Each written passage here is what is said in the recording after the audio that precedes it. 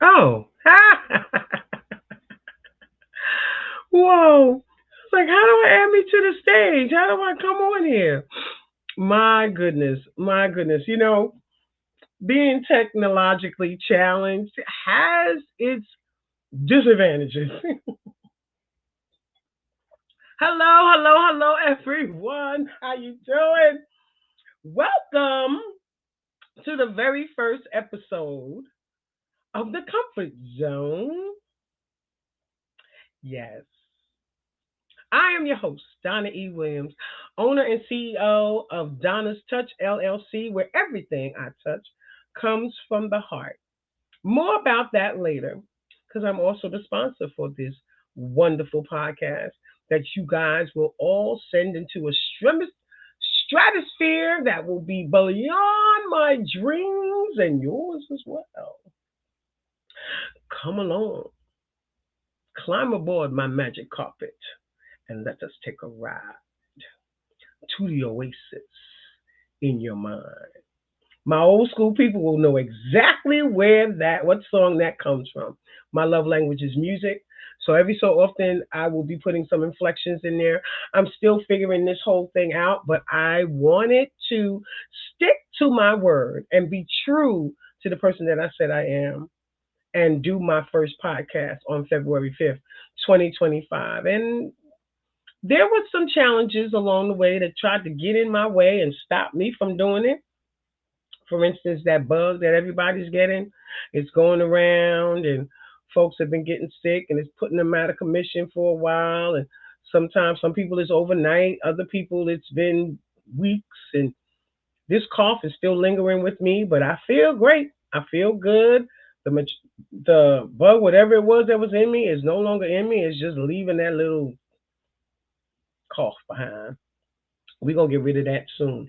Anyway, I wanted to share with you and invite you all to take a journey with me weekly to getting out of your comfort zone and understanding more about what it takes to be the best version of you that you can be, how you become the leader in your life. I'm going to interview people and we're going to talk about how they became the leader in their lives and how they are taking that information and that empowerment and that education and educating and empowering others. And I want to present these people to you so they could show and be an example for how things in your life can evolve, change, and expand. I have a very extended list of people I would like to invite. I don't know if I'm going to get to invite all of them. However, I will do my best. It is my honor to be able to talk to you, to be able to bring you information, and to be able to share with you the tools, strategies, and realities of stepping out of your comfort zone. How did that name come about? Well, I'm going to tell you how it came about. It was really pretty simple and unexpected. I'm a woman of faith. I'm a woman of God. I am a Christian. I will not always talk about God. God is in my soul, my life, my heart, everything that I do. I don't do anything without Him. And I pray on everything. I have extended my prayer life to devotions. I have devotion time set aside just for God because pastors have said in the past that we don't spend enough time with God. And even though I have devotion time with Him, I still think I don't spend enough time. But it's okay. I'm getting better. That's what it's about. Always getting better. So, as I was in my chair doing my devotional, I was thinking about the name for this podcast. I was like, what am I going to call it? I said, I don't want it to be ordinary like everybody else, or something that people look at and go, oh man, what is that? I don't want to listen to that. I don't want to know anything about that. That doesn't appeal to me. That's not a draw. So as I was sitting in the chair, right in front of me, something that I look at every single day and but never really paid attention to is a space heater that I bought a few years ago. We had an issue with our heat in the house, and we bought space heaters so that we wouldn't freeze to death in here.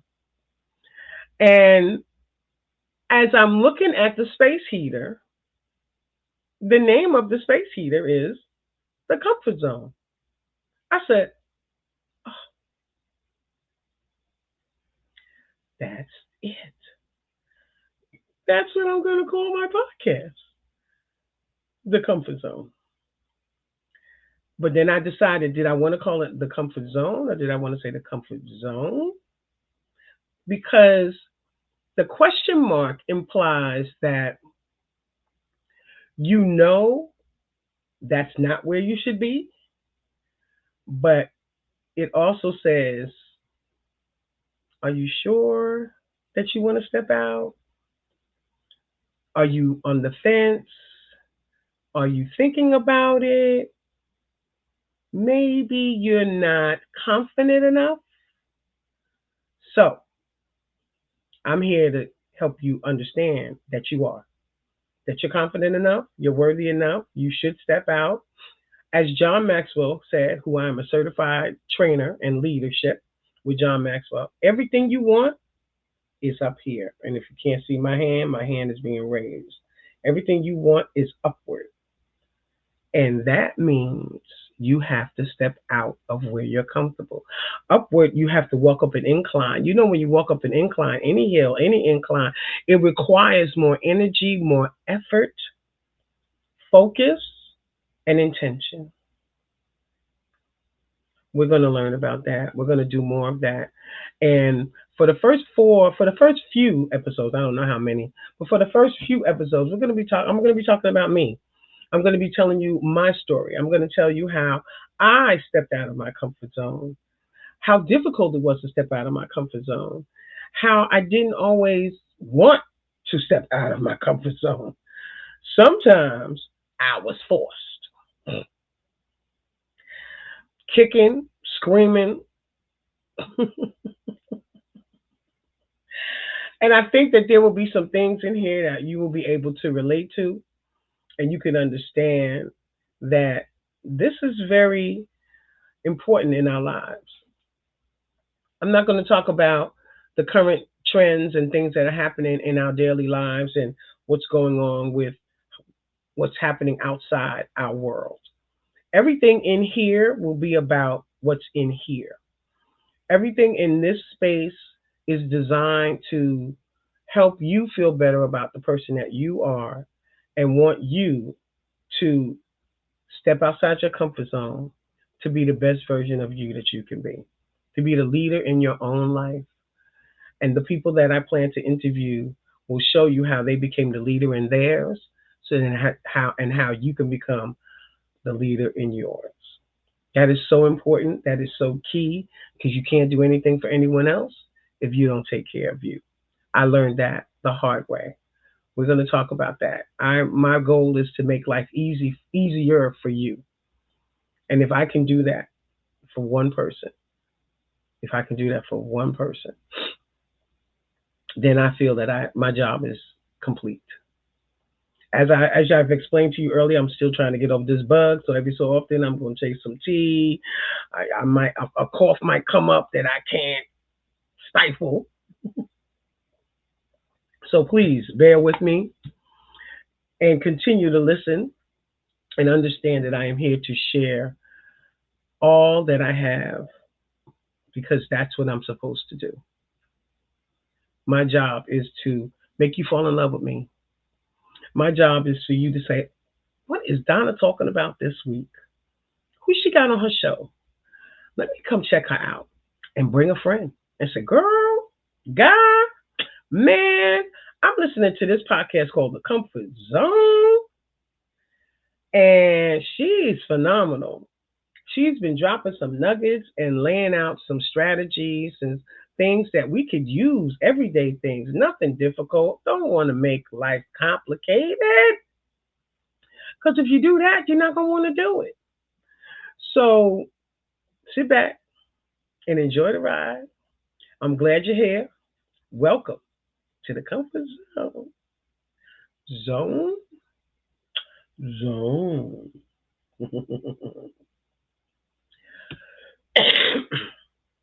There it is. Sorry. So let me tell you a little bit about me. This beautiful face that you see here, I am 64 years young.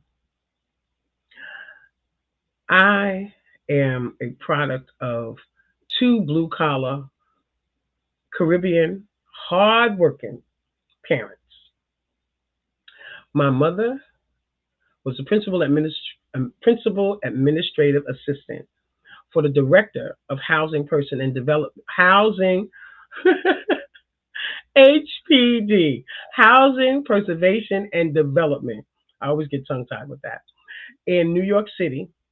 And my father retired as a captain, and I'm sorry, marshal, fire marshal for FDNY, Fire Department of New York. Both of my parents, sadly, are no longer with me.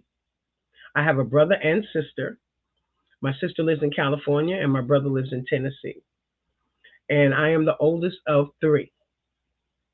We will go more into that as the podcasts go on. I will tell more stories about who I am and how I got to where I am in my life. And I believe that the things that my parents taught me and showed me helped me to become the person that I am today. There are challenges and there are struggles in everyone's life. And like I listened to earlier today, it's not what you do when the challenges happen. I mean, I'm sorry. It's not the challenges are. It's what you do when they happen. How you respond to the challenges, how you respond to the issues, and how you show up to be better. My parents, both of them, came from St. Croix, Virgin Islands. At the time, actually, my father was born in Harlem. His mother, my grandmother, came from St. Croix in, I think it was 1906 or something like that, and married and came here and had six children. That's my father's mother. My mother's mother, my grandmother, I never got to meet her. She was a diabetic, and in those times, the needles that they had to use to take insulin were very, very big and painful. And my grandmother, according to my mom, told me my grandmother said one day she did not want to take insulin anymore. My aunt used to administer the insulin to my grandmother, and she told my aunt, "I don't want to do this anymore." And soon afterwards, my grandmother passed away because she needed the insulin to live. So soon after she passed away, I did not realize that diabetes runs in the family. It could be hereditary. It skipped my mother, who was the sweet tooth queen. It skipped her, who gave to me. I got wow. So I'm a type 2 diabetic. I'm a cancer survivor. I'm a bonus mom. I'm an awesome, awesome sorority sister of Zeta Phi Beta sorority, Epsilon Xi Zeta, grad chapter, whoop, whoop, Eta Kappa. Ada Kappa undergrad chapter is SUNY Old Westbury. Shout out to my girls, Mariam, Lisa, Rattler, Rattler, and my frat brother, Stephen, Larry, Tyrone. There's so many of them. I can't mention them all because they're going to be, well, you forgot me. I'm sorry. Didn't want to. Didn't mean to. You know I'm shouting all of you out. And I'm shouting out my D9 family because all of us are here for the same thing. We're all here to improve the service in our communities. We're here to elevate the bond, not just between the blue and white family, which definitely we need to elevate, but also between all of us because we all want the same thing. We want the betterment for our community. We want to show them how we can get things done, how we do get things done. We got scholarship. We have sisterhood, brotherhood, and community service. So all my D9 brothers and sisters, tell a friend, pull them in, come check me out, and let me know how I'm doing. I look forward to your feedback. I became a mom at 55 of a 12-year-old. There are those that know this story, but I'm going to tell it for those that don't know. Because, like I said, I'm telling you a little bit about me. Each week, I'm going to tell you a little bit about me. This week, we're going to talk about how I became a mom. So, one of my best friends had stage 4 cancer. It was metastatic cancer. And we didn't know that at the time. And what happened is that it started out as breast cancer. And she she killed that. I mean, kicked it in the butt. I mean, she killed it. And it came back. And it came back to another part of her body. And she kicked butt there too. And then it came back again. And the third time was the one that did her in. And she fought so hard. I never seen anybody fight cancer the way she did. And she did it with a smile on her face. She always said she wasn't gonna let it get her. She wasn't gonna let it get her. Not without a fight. Because her baby girl was her why. Her baby girl was her why. And she fought with everything she had. But unfortunately she lost the fight. She lost the fight. This year will be 10 years that she has gone on in the other realm of life. Because I don't believe we die. I believe our physical bodies expire, but I believe our spirit, souls, and our love lives on forever. And although we may not be in this realm, the 3D realm that we're familiar with, we move on to another. That's why we know our ancestors passed through us. That's why we know that the people in our lives that govern the way we move have always been there. And we just need sometimes to just be quiet, listen, and be guided by what they do and what they show us. So, in any way, she left here September 7th, 2015. And my life has never been the same since. So, when she left here, before she left, we had conversations about her daughter. What's going to happen to her? What are we going to do? Because what you don't know is before C.H.E.F had Ariana, she asked me, did I think she should do that? Should she have this child? And I said to her, I want you to understand something. And I was being straight up. I'm always that person. I'm never the person that if you ask me a question, I'm going to be like, well, just let me sugarcoat it for you because I'm going to ask you, do you really want to know what I think? Or do you want me to be quiet and you do what you want?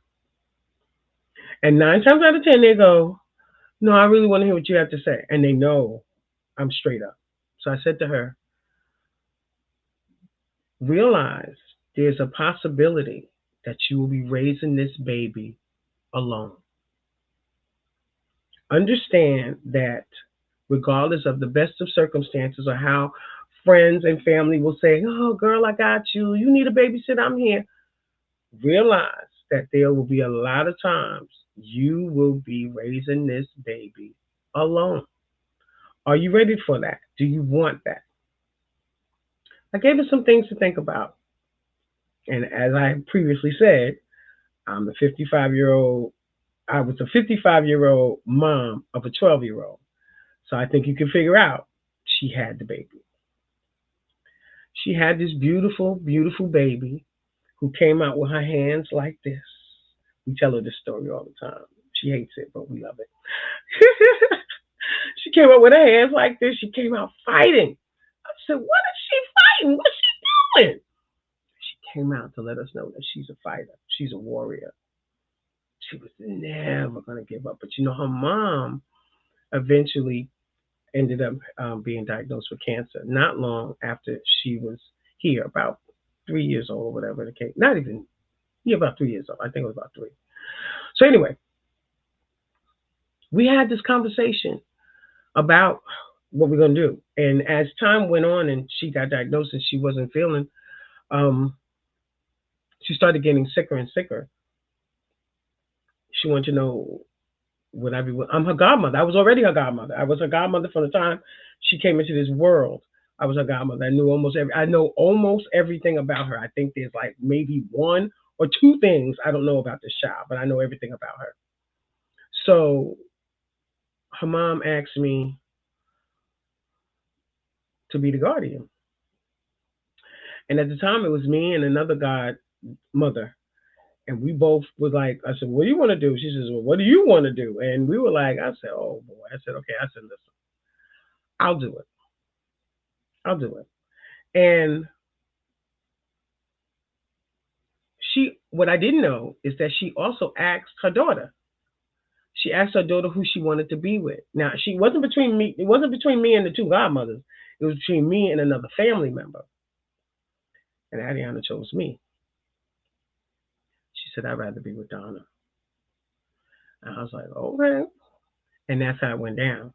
There was a lot of paperwork that had to be filled out and filed and done. And unfortunately, it got done because I'm a member of Legal Shield. And I have a very, very good friend who is a director in Legal Shield, and she got what we needed to get done in a matter of weeks. And Ceci only had weeks before she was not here anymore. Unbeknownst to us, I did not know how much time she had. I didn't know that it was getting that close. I didn't know. So my life changed forever, September 7th, 2015. Fast forward to March of the following year, 2016, because I was living in my own apartment. I was living in my own space. Fortunately, a year prior to that, my mom was living with me in that space, and then I was able to put my mother in a senior building in the same complex that I lived in, which is about 3 minutes away at the time. And then I moved her into that complex so that we can be independent of each other. Did I know that she was going to need to be there because I was going to have to go somewhere else? Of course not. I didn't know. These are what we say about how you got to step out of your comfort zone. These are things where we talk about where you don't know what's going to happen in your life and the direction that it's going to take. You may have some idea, but you really don't know until it happens. And then you're faced with the decision. What do I do? How do I move forward? Do I make this choice? So I'm glad I was able to put my mother in the senior building because she found friends there, camaraderie. They had events and things that they did on a daily basis. They had food and they played games and they did all different kinds of things. And eventually, my mother assimilated and she just really thrived there. She had a good time. She enjoyed her time at that place. But meanwhile, I got her in that space. I didn't realize my girlfriend was dying. She started calling on me more and more. She started calling on me to come down to where she lived because at the time she lived in Willingboro. I lived in Edison. So that's a good hour drive. And she started calling on me more and more to do things for her daughter and to take her daughter places because she vigorously believed in education and how important it is and wanted her daughter to have the best. And so she did what she had to do to make sure that that was possible. And I agree with everything she did for her. So I was right there all the time throughout that whole process. So then she started getting worse, needed me more and more. And I I actually went down to where she lived, and at some point she decided she wanted to do at home hospice. That's how bad it got. And we were able to bring everything inside to the house and make things happen. But it was a lot. There were family members now that say that they were coming out to help, but they were living in Brooklyn. So it was quite a journey for them to come back and forth. And it was a journey for me as well. So by this time I was retired. That's another story for another podcast because I had my own cancer journey and I was retired by this time. So we eventually, like I said, the at home hospice was very, very stressful and difficult for a lot of family, and people had to be on top of stuff and know it was this and know it was that. So it was very challenging to deal with it. So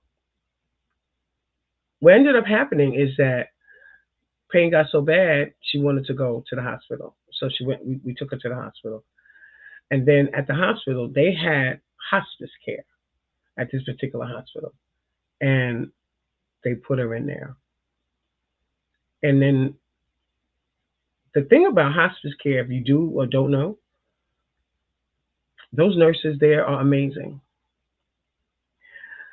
They're amazing because they have to deal with the process of a loved one leaving this realm, leaving this side of the earth and transitioning to the other. And they do it with compassion, kindness, love. No one, you don't hear anyone yelling, screaming, anything at anyone for anything. It has to be, in my opinion, one of the most difficult jobs to do. And they are so good at it. They know when your loved one, almost down to the day and the second, when they will not be here anymore, when they will take their last breath. That's how good they are at it. And for us, we were home, and the other godmother that I talked about, her and her husband were with us, and we got a call, hospice. They said, come on, you need to get here. We was like, okay, we're coming. Unfortunately, when we got there, she had passed, and we were just there the day before. And no, she couldn't really respond to us or hear us or see us because they were giving her morphine at the time, and then it was just really something. But the whole process, we mourned her. We did what she wanted us to do. Everything she asked for, she got. She was Panamanian, okay? So she wanted the Panamanian band that she was a part of to be a part of her service. And she was a big house head. So she wanted house music too. So I got all of that for her because I was in charge. It was my responsibility to plan her service, to give her the biggest party that she ever wanted, and honor her. So that's what I did.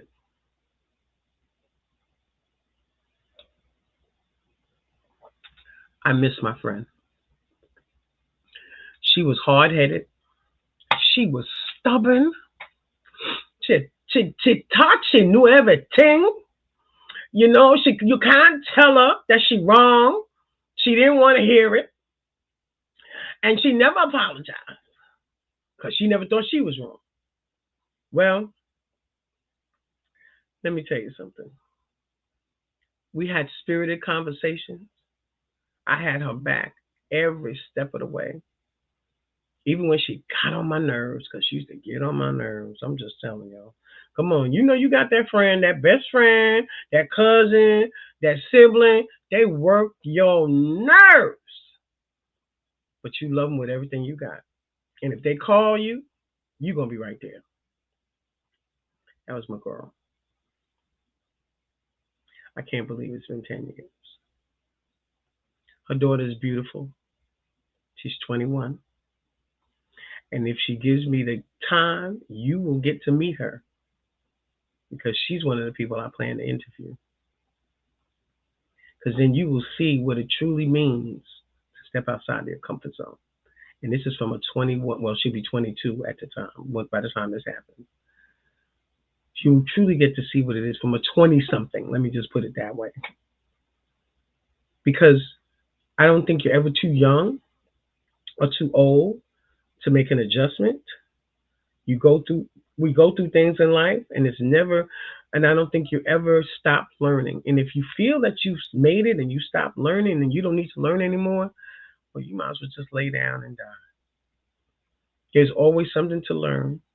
There's always some reason to grow. And there will always be a challenge and a struggle in your life that makes you want or that gives you the opportunity to see how well you can grow, to see what you can become. That's how I realize what my niche is. I'm a good speaker. I'm a great speaker. I'm an even better person. I work to be a better person every single day. I'm flawed. I make mistakes. I am a child of God. I'm resilient. I'm smart. I'm funny. And I'm loving. I do my best every day to be the best version of me I can be. So each day I strive to be a little bit better. Yeah, you figured it out. Yes, that's right. Each day a little bit better. All right, so it's been 30 minutes, and I want to leave us with something positive because at the end of the day, Donna's touch, where everything I touch comes from the heart, strives to make sure that that you're feeling good in your spirit and in your soul with what I impart upon you. So what I would like for you as my audience, my first podcast audience, whoever that may be that watches this, to send me some feedback either through Facebook, Instagram, LinkedIn, or if you have my phone number, text me and give me an idea how you want me to close my show, what you want me to say. How do you want me to make people feel when I close the show? Give me one line that you want me to say at the end of every show. And it doesn't have to be the same line. I mean, depending on how many responses I get, I might change it up every show and say something different and continue to ask people to give me more ideas because I think that that's a good thing because then I know you're engaged, I know you're here, and you will never know which ending line I will use. But I will definitely give you credit if I use it. I will give you credit. As I progress on with this wonderful idea of sharing myself and sharing love with you people, I will continue to